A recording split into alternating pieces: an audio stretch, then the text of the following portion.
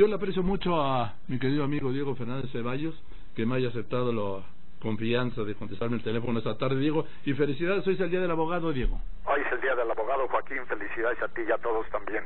Oye, venga. Primero, gracias por invitarme a esta entrevista y te propongo que me permitas hacer una síntesis del tema que nos ocupa para que el público pueda darle seguimiento claro, y enseguida me preguntas lo que quieras, ¿te parece? Venga. A ver, estamos hablando de un suceso histórico de hace 29 años, la elección federal de Salinas. Es natural que después de 29 años se puedan hacer afirmaciones que no correspondan a la verdad, pero se puede faltar a la verdad por dos motivos, Joaquín: por falta de memoria o por falta de vergüenza. Por fortuna, ese proceso, por su relevancia, está documentado a través de los medios de comunicación, por las memorias estenográficas de la Comisión Federal Electoral, por los diarios de debates y votaciones en la Cámara de Diputados, por las declaraciones públicas y los discursos en plazas públicas de los que en ese proceso participamos, y finalmente por el Archivo General de la Nación. Bien, las diferencias sustantivas entre Bartlett y yo, pues tú y tu público pueden dilucidarlas con toda facilidad para saber quién miente y quién habla con la verdad. Todo está documentado. Entro en materia. Primero, recientemente Bartlett dijo a la reportera Claudia Salazar que Salinas no ganó la presidencia. Y a ti te dijo ayer que no sabe si ganó o perdió la presidencia Salinas. Sí. Mi respuesta es clara, Joaquín. En actas que están microfilmadas en el Archivo General de la Nación, ganó Salinas.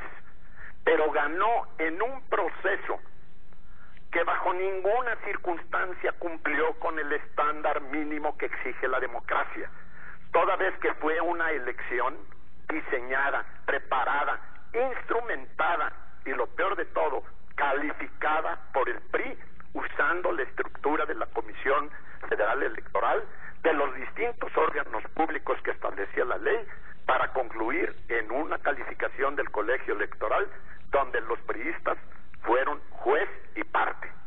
Por cuanto a la contradicción de Bartlett, vale la pena recordar que en julio de 1994 suscribió un documento de 16 hojas en que asumió su responsabilidad sobre ese proceso como presidente de la Comisión Federal Electoral, y sostuvo textualmente en ese largo documento, lo trato entre comillas y está a la vista: el proceso electoral de 1998 se ajustó a la ley y estuvo legítimamente documentado. Frente a esas contradicciones de Bartlett, pues tú y tu público pueden juzgar, yo no tengo más que decir. Segundo, Bartlett se duele del alcance político y mediático que se ha venido dando a lo que se conoce como la caída del sistema. Sí, dice que tú lo inventaste. Sí. Esto es, la información que se suspendió la tarde-noche de la elección sobre los resultados de las casillas. Él dice dos cosas. Una, no es cierto que se haya suspendido. Y dos, es falso que se me pueda atribuir a mí y que eso implicara el fraude.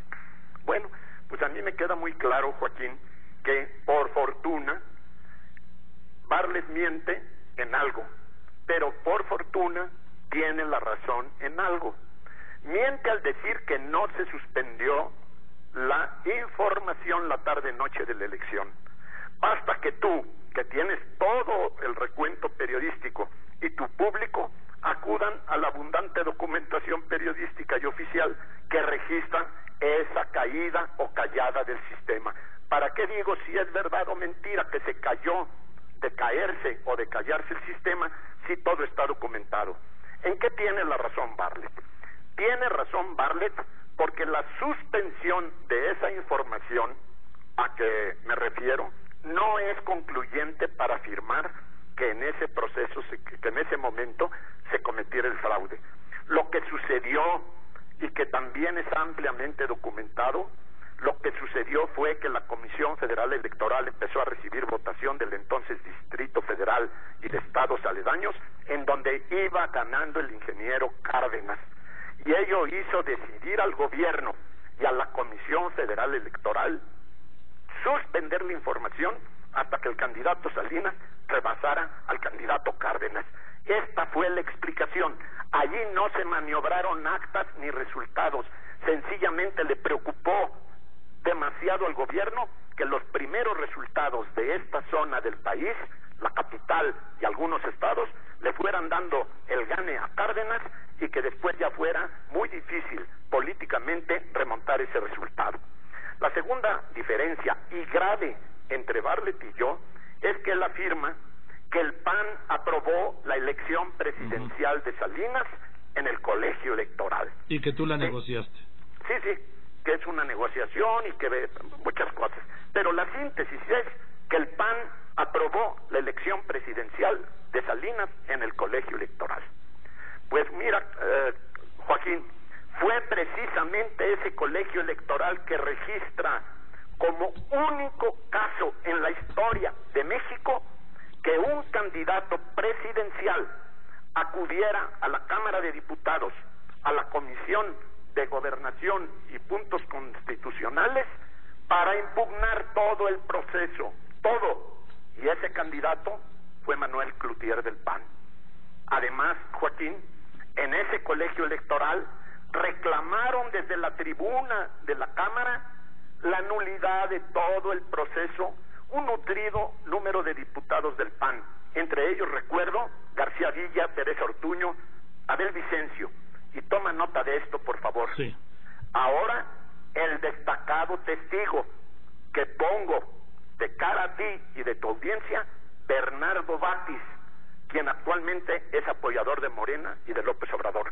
Él también subió con la bandera de Acción Nacional a impugnar todo el proceso electoral. Y si lo anterior no fuera suficiente para definir a 29 años el comportamiento del PAN frente a esa elección, debemos recordar que 3 días después del colegio electoral, el PAN realizó un mitin con el Zócalo lleno en la capital, saturado de ciudadanos, en el que exigimos la nulidad de la elección. ¿Quiénes le exigieron? Luis H. Álvarez, Cloutier y Diego Fernández de Ceballos. Mira, Joaquín, recuerdo como si fuera hoy que inició mi reclamo refiriéndome al entonces presidente de la Madrid y al gobierno con estas palabras. Desde el Zócalo, en la tribuna de ese mitin, señor alcalde primero, torcida justicia 6, es de malos juzgadores ser la parte y ser el juez. Quien tal justicia ejecuta, juzgado debiera ser, porque en manos de bribones es peligrosa la ley.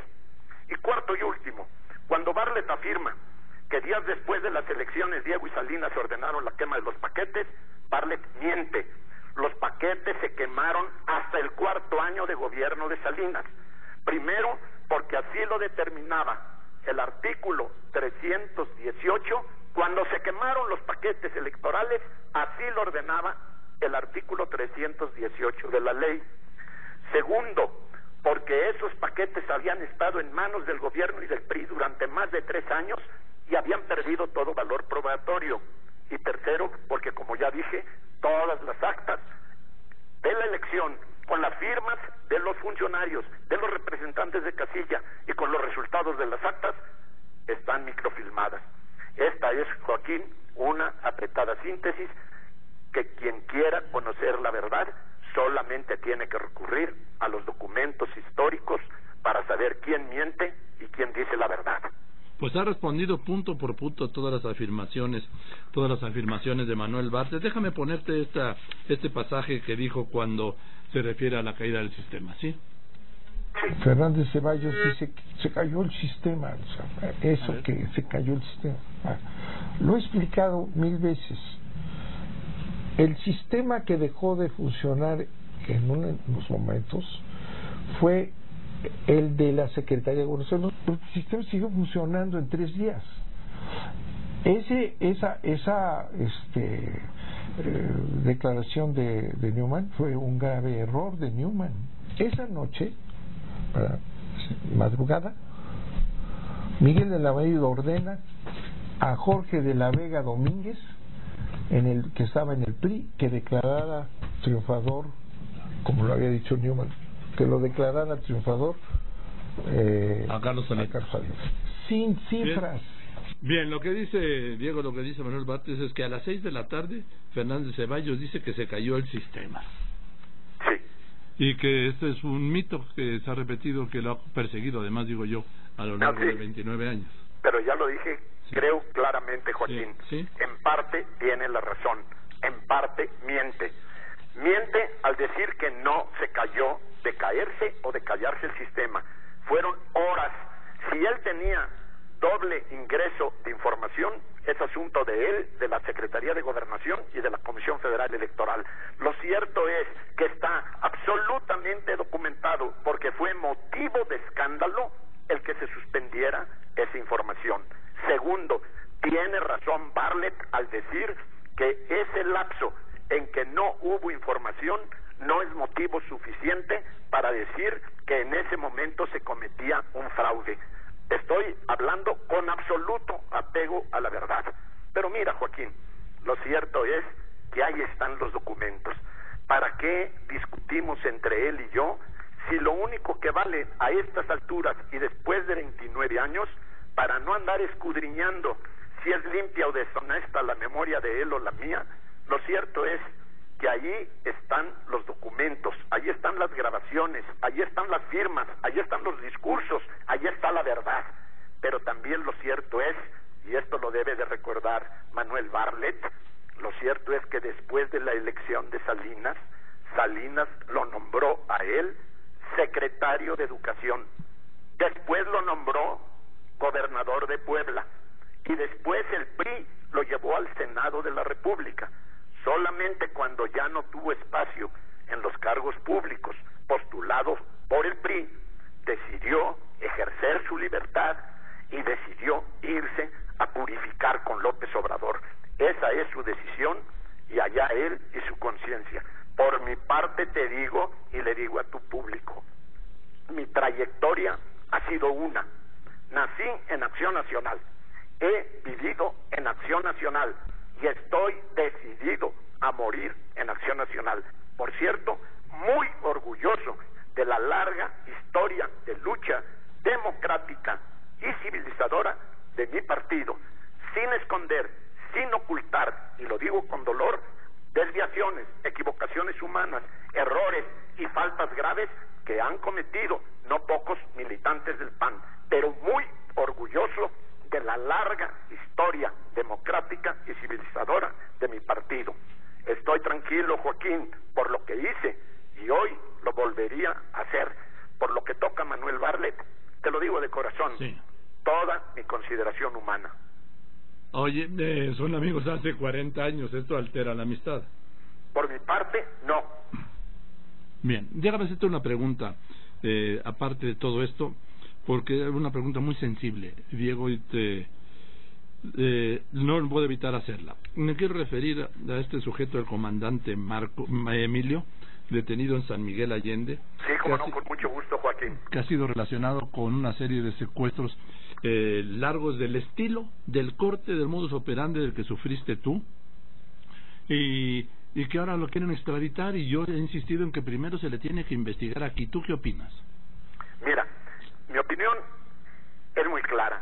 Primero, por supuesto que las autoridades locales y federales deben de tomar en serio este caso como cualquier otro de secuestro, pero con el agravante que, de ser cierta la información que han dado los medios de comunicación y algunas evidencias, se trata de un grupo de extranjeros que durante más de 10 años estuvo operando en México, en distintos estados de la República, que hizo una convivencia social con amplios sectores en los distintos lugares donde estuvo, que entró a casas de muchos familiares que después fueron acusados de ser cercanos a él. Muchas víctimas pueden estar vinculadas al trato en canchas deportivas, en escuelas, en cenas de Navidad, en iglesias, porque se dice que daban inclusive tratos religiosos en sus comunidades y hacían sanaciones espirituales. A mí no me consta si ellos son los que participaron o no en mi secuestro, pero eso me resulta irrelevante. Para mí lo importante es que se trata de un caso gravísimo, en donde un sujeto fue detenido cuando un taxista, por mandato de él, estaba entregando en una pequeña caja el dedo de una mujer en ese momento secuestrada. Eso es lo grave, Joaquín. Por supuesto, a mí me parecería aberrante que el gobierno de México tomara la decisión de extraditarlo a Chile, por graves que sean los delitos de allá. Se tiene que llegar al fondo, se tiene que hacer un esfuerzo científico, técnico, para desmantelar esa y otras bandas de criminales. Por supuesto, respetando en todo caso los derechos humanos de cualquier imputado. Bien, yo coincido contigo totalmente en esto, Diego. Te aprecio la confianza de contestarme el teléfono, que hablemos de estos temas y sobre todo de este último tema que a mí me parece gravísimo. Te mando un abrazo, Diego. Otro fuerte. Adiós.